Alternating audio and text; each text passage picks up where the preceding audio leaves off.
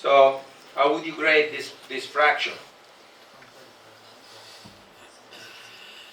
How many of you would go with an external fixator here? We see infection here. External, we have 4, 5 hands. How many with an internal fixator? Will be conventional, non-locking. A few, same amount. How many with a locking blade? A few, same. So we can make the decision there. What's the challenging point of reducing a femoral fracture with an external fixator? We have room only on the lateral side, especially proximally. So we can approach the joint 360 degrees around, but just from the lateral side or the cranial and lateral side proximally. In that case, I did this because it was infected and because I have this powerful external fixator. But you are in the land of the most famous and the one who gave all the information about external fixators to the community, Elizarov. Am I saying right, Elizarov? Gavril Elizarov. So we have learned almost all we know from external fixator, especially circular external fixator, thanks to you, Russians. And so that was the configuration. Not touching inside, so just doing closely the more possible.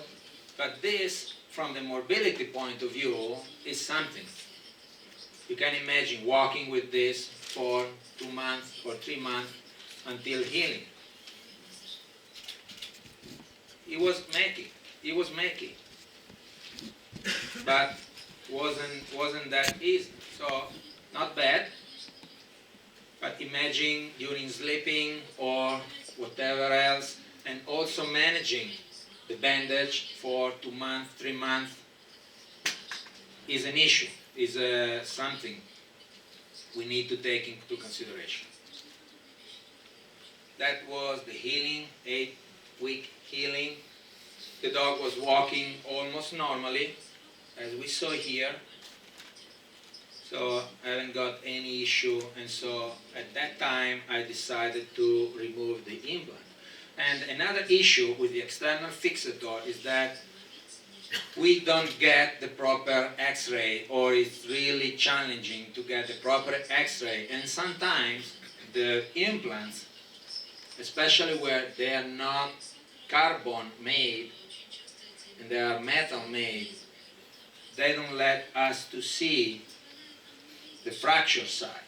So sometimes we can make the decision just guessing, or with oblique projections, not easy to take with this bulky construct on the dog. Sometimes we need to think differently. So it's 11:30. Am I good with the timing? Yeah, not bad. Good. So I would love to have the session. Please, there are a couple of questions. Вопрос по поводу перелома Аббасова, который против Магеллана. Не было ли это на подозрение на патологический склероз?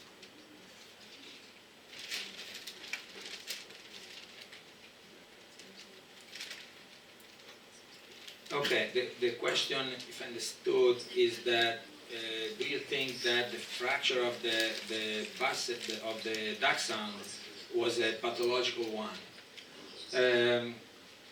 I believe it was not, because I know that healed uneventfully, really quickly, and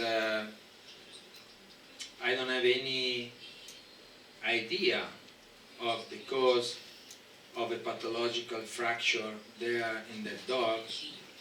Usually pathological fractures are secondary to tumors or issues related to the bone health. And I didn't see any there. So I imagine